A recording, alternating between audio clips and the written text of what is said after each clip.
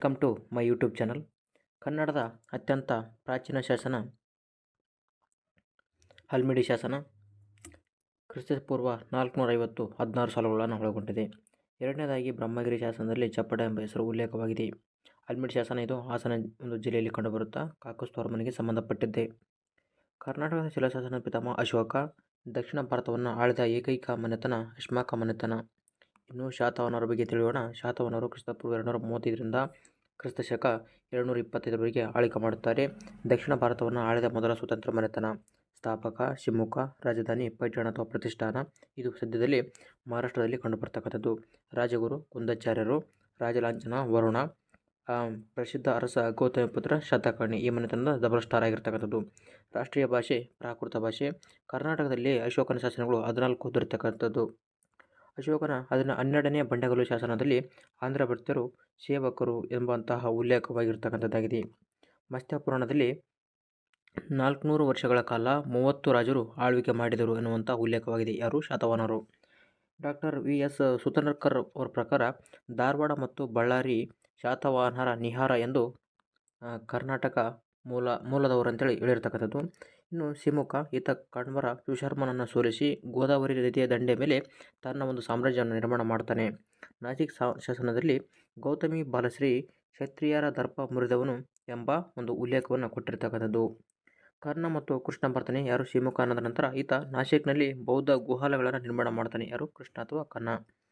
ಅದಾದ ನಂತರ 1ನೇ ಶತಕರ್ಣಿ. ಈತನಿಗೆ ಬಿರುದು ದಕ್ಷಿಣ ಪಥಪತಿ ಮತ್ತು ಅಪ್ರತಿಹತ ಅಂತ ಇರತಕ್ಕಂಥದ್ದು. ಸಾಂಚಿ ಸ್ತೂಪದ ಮಹಾದ್ವಾರದಲ್ಲಿ ಈತನ ಹೆಸರನ್ನು ಉಲ್ಲೇಖಿಸಲಾಗಿದೆ ಅಥವಾ ಕೆತ್ತಿಸಲಾಗಿದೆ. ನಾನಗಢ ಶಾಸನ ನಾಗರಿಕಗಳು ಹೊಡಿಸಿರ್ತಕ್ಕಂಥದ್ದು. ಇದನ್ನೊಂದಿಗೆ 2ನೇ ಶತಕರ್ಣಿ ಬರ್ತಾನೆ. 2ನೇ ಶತಕರ್ಣಿ 6ನೇ ದೊರೆ ಶೃಂಗರಿಂದ ಪಶ್ಚಿಮ ಮಾಳ್ವವನ್ನು ವಶಪಡಿಸಿಕೊಂಡು ಈತನ ಮೇಲೆ ಕಳಿಂಗದ ದೊರೆ ಕಾರವೇಲ ದಾಳಿ ಮಾಡಿದ್ದ.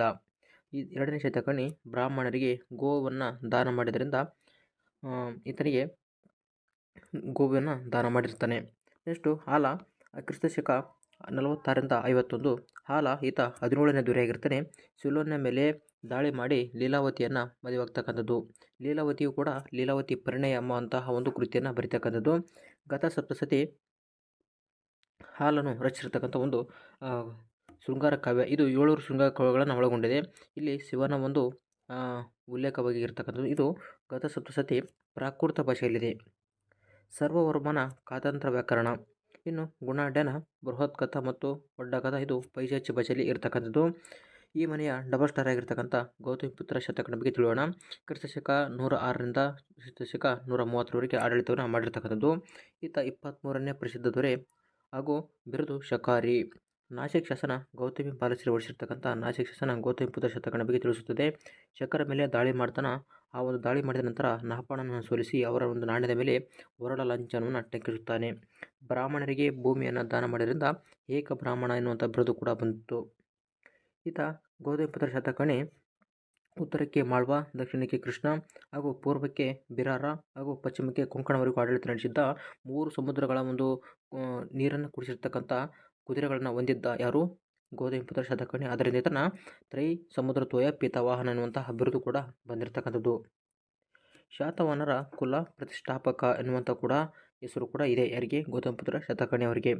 ಬೌದ್ಧ ಧರ್ಮವನ್ನು ಬೆಂಬಲಿಸಿದ್ದ. ಯಾರು? ಗೌತಮಿಪುತ್ರ ಶತಕರ್ಣಿ. ನಾಸಿಕು, ಕಾರ್ಲೆ, ಅಜಂತ ಮತ್ತು ಕನ್ನೇರುಗಳಲ್ಲಿ ಸುಂದರ ಚೈತ್ಯಗಳನ್ನು ನಿರ್ಮಾಣ ಮಾಡ್ತಾನೆ. ಯಾರು? ಗೌತಮಿಪುತ್ರ ಶತಕರ್ಣಿ.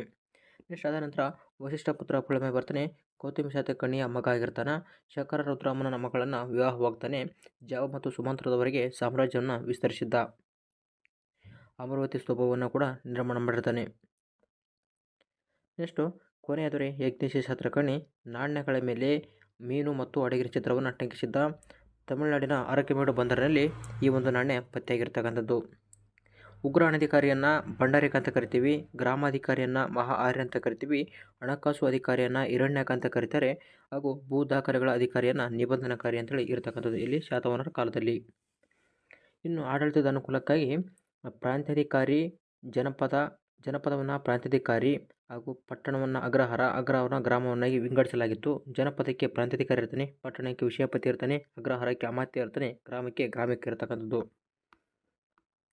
ನೇಗಿಲನ್ನು ಪರಿಚಯಿಸಿದವರು ಕೂಡ ಯಾರು? ಶಾತವಾಹನರು. ಸುವರ್ಣ ಮತ್ತು ದಿನಾರ ಎನ್ನುವಂಥ ಬಂಗಾರದ ನಾಣ್ಯಗಳನ್ನು ಹೊಂದಿರುತ್ತಾರೆ. ಯಾರು? ಶಾತವಾಹನರು ಬೆಳ್ಳಿಯ ಸೀಸದ ಕುಪ್ಪಣ ಎನ್ನುವಂತಹ ನಾಣ್ಯ ಕೂಡ ಹೊಂದಿರತಕ್ಕಂಥದ್ದು. ಇನ್ನು ಸಾಮಾಜಿಕ ಜೀವನ ನೋಡೋದಾದರೆ ಸ್ತ್ರೀಯರಿಗೆ ಸಮಾಜದಲ್ಲಿ ಉನ್ನತ ಗೌರವವಿತ್ತು. ಚತುರ್ವರ್ಗಗಳಿಂದ ಕೂಡಿತ್ತು. ಅಂದರೆ ಬ್ರಾಹ್ಮಣ, ಕ್ಷತ್ರಿಯ, ವೈಶ್ಯ ಮತ್ತು ಶೂದ್ರಗಳಿಂದ ಕೂಡಿತ್ತು. ಅವಿಭಕ್ತ ಕುಟುಂಬ ಅಲ್ಲಿ ನೆಲೆಸಿತ್ತು. ಅಂತರ್ಜಾತಿ ವಿವಾಹ ಕೂಡ ನಡೀತಾ ಇತ್ತು ಇಲ್ಲಿ ಶಾತವಾಹನರ ಕಾಲದಲ್ಲಿ. ಇನ್ನು ಆರ್ಥಿಕ ಜೀವನವನ್ನು ನೋಡೋದಾದರೆ ಕೃಷಿ ಪ್ರಮುಖ ಉದ್ಯೋಗವಾಗಿತ್ತು. ಗೃಹ ಕೈಗಾರಿಕೆಗಳು ಪ್ರಚಲಿತದಲ್ಲಿದ್ದವು. ಮಸ್ಲಿನ್ ಬಟ್ಟೆ, ಉಣ್ಣೆ ಬಟ್ಟೆ ಮತ್ತು ಸಾಂಬಾರ್ ಪದಾರ್ಥ, ಶ್ರೀಗಂಧ ಇವು ರಫ್ತುಗಳಾಗ್ತಕ್ಕಂಥದ್ದು. ಗ್ರೀಕ್ ಮತ್ತು ರೋಮನೊಂದಿಗೆ ಅತ್ಯುತ್ತಮ ಸಂಬಂಧ ಹೊಂದಿದ್ದರು ಯಾರು? ಶಾತವಾಹನರು. ಪೈಠಾಣ, ಅಮರಾವತಿ, ನಾಶಿಕ್ ಮತ್ತು ವೈಜಯಂತಿ ಹಾಗೂ ಬಾದಾಮಿ ವ್ಯಾಪಾರ ಕೇಂದ್ರಗಳಾಗಿದ್ದವು. ವ್ಯವಸಾಯದ ಮೇಲಿನ ತೆರಿಗೆಯನ್ನು ಬಲಿ ಅಂತ ಕರಿತಾ ಇದ್ರು. ಹೆಚ್ಚುವರಿ ತೆರಿಗೆಯನ್ನು ಉಪರಿಕ ಅಂತ ಕರಿತಿದ್ರು. ಧಾನ್ಯ ರೂಪದ ತೆರಿಗೆಯನ್ನು ಮೇಯ್ಯ ಅಂತ ಕರಿತಿದ್ರು. ನಾಣ್ಯ ರೂಪದ ತೆರಿಗೆಯನ್ನು ಹಿರಣ್ಯಕ ಅಂತ ಕರಿತಿದ್ರು. ವೈದಿಕ ಧರ್ಮದ ಅನುಯಾಯಿಗಳಾಗಿದ್ದರು ಯಾರು? ಶಾತವಾಹನರು. ಇನ್ನು ವಿಹಾರಗಳನ್ನು ಸನ್ಯಾಸಿಗಳ ವಾಸಸ್ಥಳಕ್ಕಾಗಿ ಬಳಸ್ತಾ ಇದ್ರು. ಸ್ತೂಪಗಳನ್ನು ಬುದ್ಧನ ಅವಶೇಷಗಳಿಗಾಗಿ ಬಳಸ್ತಾ ಇದ್ರು. ಚೈತ್ಯಾಲಯ ಕೂಡ ಇದು ನಿರ್ಮಾಣ ಮಾಡಿದ್ದಾರೆ ಯಾರು? ಶಾತವಾಹನರು. ಕಾರ್ಲೆ, ಅಜಂತ, ಕನ್ನೇರಿಗಳಲ್ಲಿ ಚೈತ್ಯಾಲಯಗಳನ್ನು ನಿರ್ಮಾಣ ಮಾಡಿದ್ದಾರೆ. ಅಜಂತಾದ 9 ಮತ್ತು 10ನೇ ಗುಹೆಗಳಲ್ಲಿ ಈ ಒಂದು ಚಿತ್ರಗಳನ್ನು ನೋಡಬಹುದಾಗಿದೆ. ಇದೇ ರೀತಿಯಾಗಿ ನಮ್ಮ ಒಂದು ಮುಂದಿನ ವಿಡಿಯೋಗಳಿಗಾಗಿ ನಮ್ಮ ಚಾನಲ್ನ ಸಬ್ಸ್ಕ್ರೈಬ್ ಮಾಡಿಲ್ಲ ಅಂದರೆ ಸಬ್ಸ್ಕ್ರೈಬ್ ಮಾಡಿ.